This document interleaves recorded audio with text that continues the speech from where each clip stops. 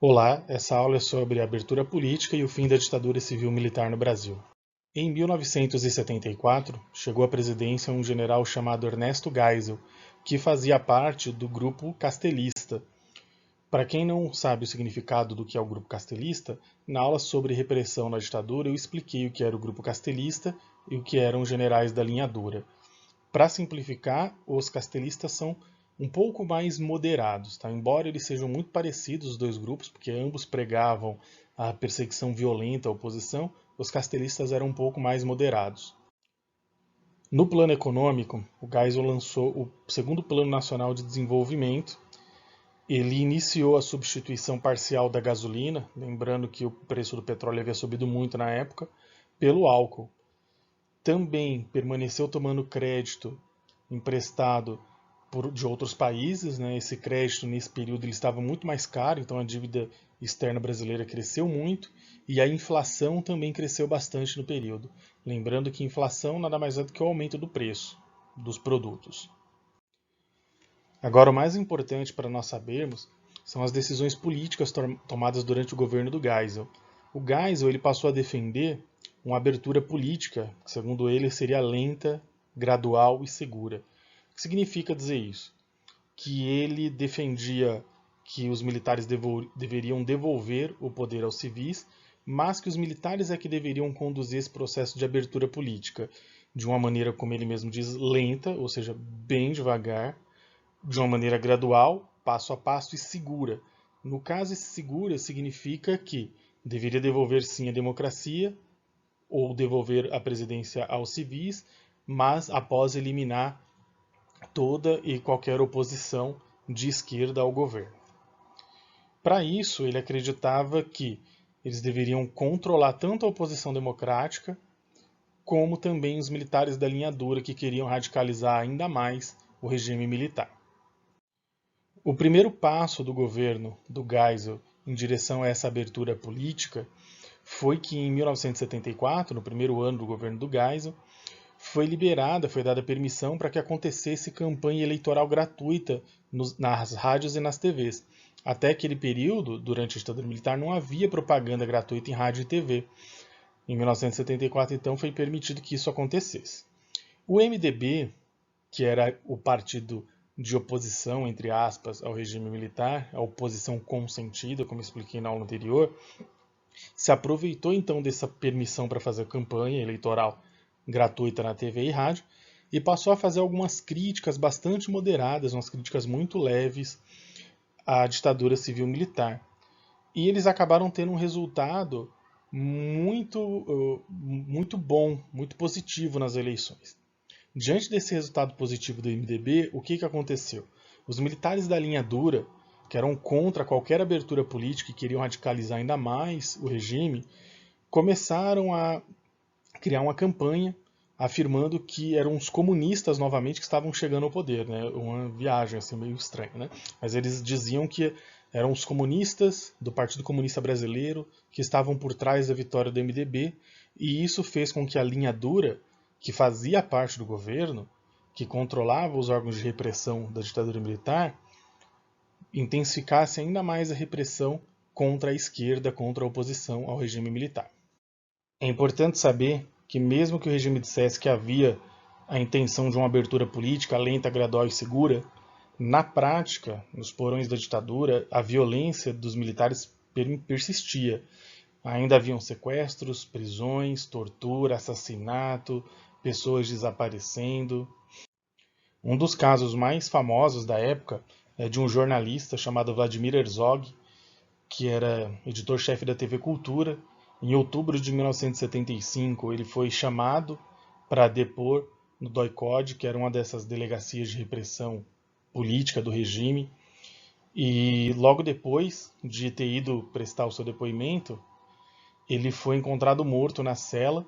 E a versão oficial dos militares é que ele havia se arrependido da militância contra a ditadura militar e havia se suicidado dentro do DOI-CODE, se enforcando com o próprio cinto. O que era uma farsa, né? O Herzog ele tinha sinais de tortura muito claras no corpo, e vocês podem ver pela foto que eu coloquei, uma foto meio chocante, mas que é impossível de acreditar que ele havia se enforcado, né? Ele estava na altura do chão praticamente e os militares diziam que ele havia cometido suicídio, havia se enforcado. Por ser judeu, né, o ato de cometer suicídio por um judeu é muito grave. Houve toda uma campanha na época. O atestado de óbito apontou suicídio, mas ninguém acreditou nisso. Era impossível acreditar nisso, né? Pelo menos ninguém que acompanhasse um pouco do que acontecia na vida do país naquela época acreditaria nisso. O atestado de óbito do Herzog ele foi alterado somente em 2012. Até 2012 constava no atestado de óbito dele que ele havia cometido suicídio. Na época houve uma grande mobilização de jornalistas e religiosos por causa do caso do Vladimir Herzog. Outro caso que ganhou destaque na época foi do assassinato do Manuel Fiel Filho. O Manuel era metalúrgico e sindicalista, trabalhava numa fábrica no bairro da Moca. Em janeiro de 1976, ele foi levado pelos agentes da repressão para a delegacia do DOI-CODE, a mesma delegacia onde o Vladimir Herzog havia sido assassinado no ano anterior. E ele foi levado por suspeita de ligação com o Partido Comunista aqui do Brasil. Menos de 24 horas depois, o Manuel estava morto, e a versão oficial dos militares é de que ele havia cometido suicídio, da mesma forma que o Herzog no ano anterior. E isso novamente era uma mentira, né? O Manuel Fiel Filho, na verdade, foi assassinado pelos agentes da repressão dentro do DOI-CODE em São Paulo. Esses são dois exemplos para que entendam que, mesmo que houvesse todo um discurso de abertura política naquele período, na prática, nos porões, a perseguição contra a oposição, contra aqueles que se colocavam contra a ditadura civil-militar, ela persistia. As pessoas continuavam sendo presas, torturadas, mortas, pessoas continuaram desaparecendo nesse período, mesmo que houvesse uma tímida, muito tímida, abertura política. O caso do Vladimir Herzog e do Manuel Filho causaram grande comoção tanto no Brasil quanto no exterior e serviram para as campanhas contra a ditadura militar aqui no Brasil. No slide seguinte, vocês vão ver o depoimento da esposa do Manuel Fiel Filho. Desde quando vieram trazer a notícia, eu sabia que tinha matado ele. Depois de 20 dias, eu fui chamada no quartel do Exército. Então, o coronel, o tenente, eu não sei, perguntaram: por que você acha que seu marido se matou? Eu falei: meu marido não se matou. Eu falei: eu acho uma coisa muito impossível. O Herzog se matou também, quase com o cinto pendurado. E o meu marido com as meias. Eu acho uma coisa impossível, os dois têm a mesma ideia. Então ele falou assim primeiro que o Herzog era covarde. O Herzog era covarde. E o seu marido, ele estava com vergonha de voltar para casa e que a senhora não aceitasse mais ele. Eu falei: jamais eu não ia aceitar meu marido. Eu falei: a gente se amava, eu não ia deixar de amar meu marido por causa disso. Mas depois foi descoberta a verdade, né?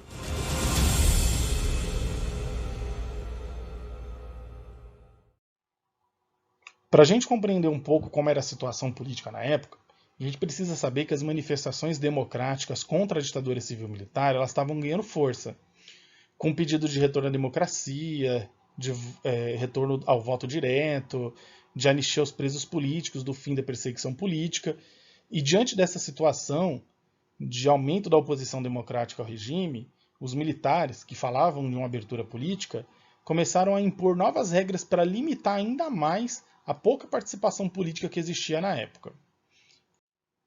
Uma dessas mudanças, dessas alterações, é a Lei Falcão de 1976. Essa lei ela vai alterar as regras de uso do horário eleitoral gratuito. Agora há pouco eu falei que em 1974 o governo do Geisel havia liberado a propaganda eleitoral gratuita em rádio e TV. Essa Lei Falcão alterou o uso desse horário eleitoral. Passou a ser permitido apenas aos candidatos mostrarem uma foto e algumas poucas informações. Os discursos e os debates também foram proibidos, ou seja, nesse horário eleitoral gratuito não se podia falar, era apenas uma foto e algumas poucas informações. Mesmo assim, havia uma percepção de que o MDB, que era o partido de oposição, entre aspas, ao regime, tinha grandes chances de ter um bom resultado nas eleições seguintes. Por isso, o Geisel fez o quê? Ele Como eu disse antes, ele queria promover uma abertura lenta, gradual e segura. Ele não queria que a oposição democrática ganhasse do regime militar. Ele queria que os militares fizessem essa abertura do jeito deles.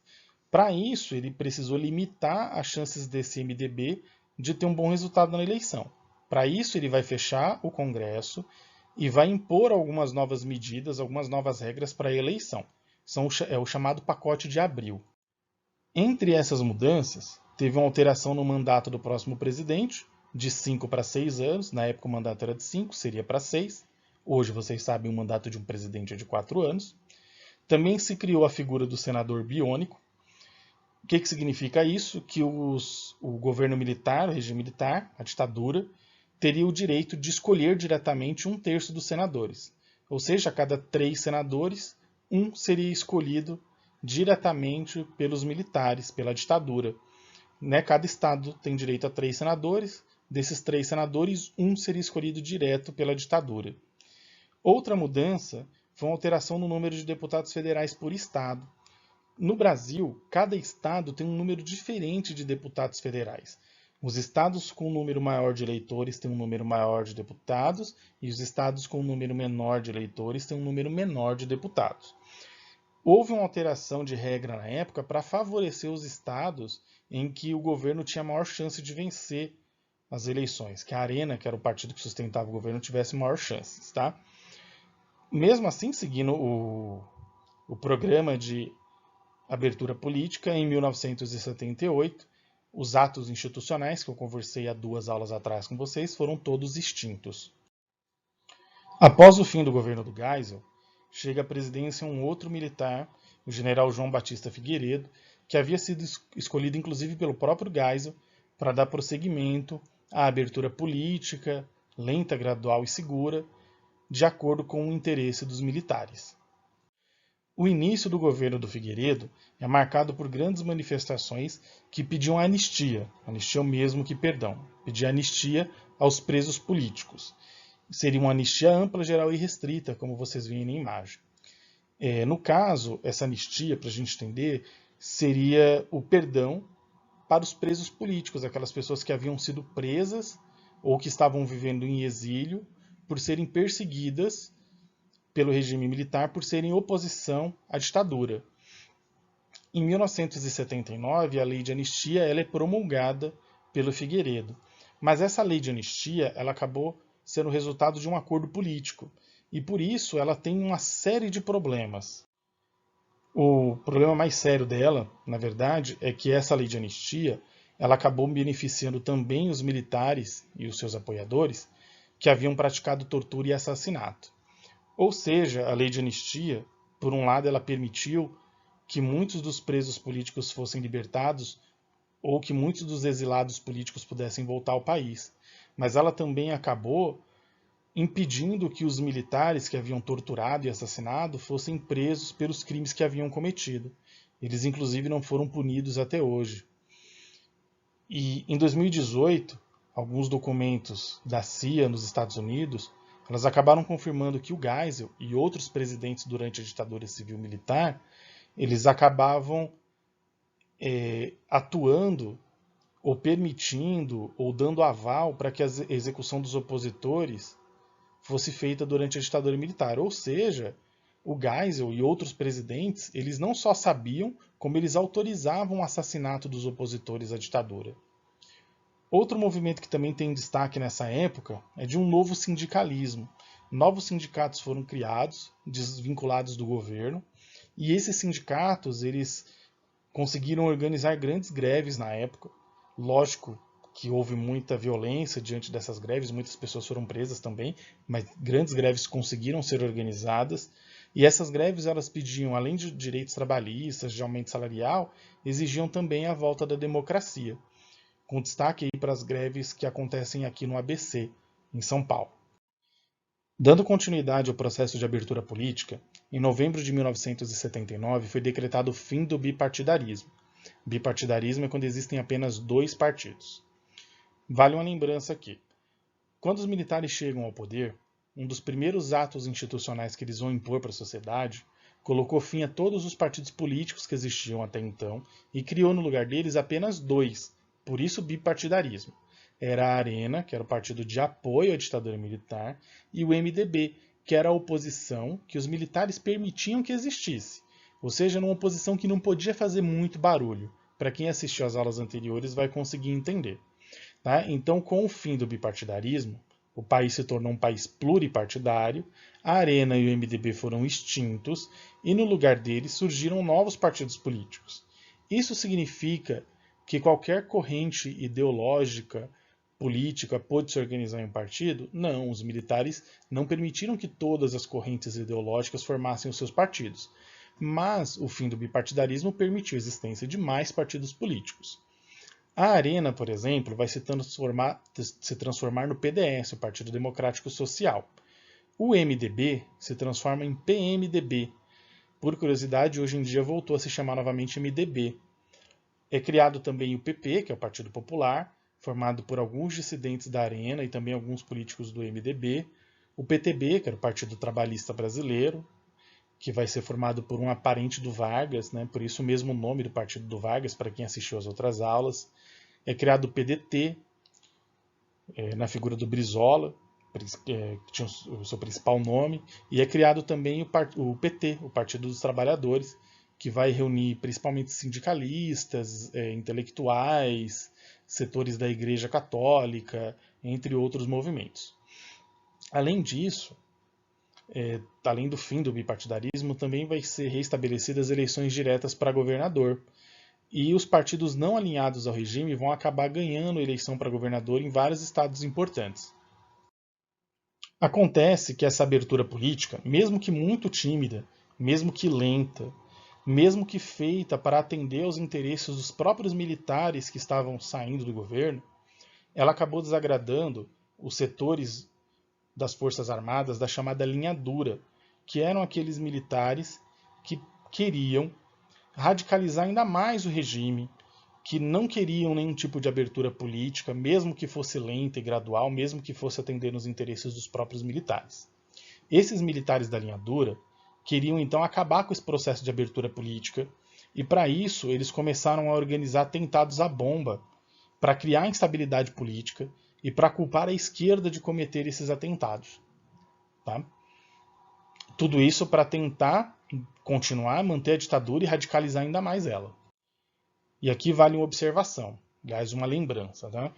Quando a gente fala desses dois grupos, né, esse grupo castelista que é moderado e o grupo da linha dura, que é mais radical, eles na verdade são muito parecidos. Mesmo esses moderados, que defendiam essa abertura política bastante lenta e tímida e controlada pelos militares, mesmo eles continuavam perseguindo e assassinando opositores. A diferença deles para a linha dura é que a linha dura queria radicalizar ainda mais e que não queria nenhum tipo de abertura política. Queria, na verdade, endurecer ainda mais a ditadura militar.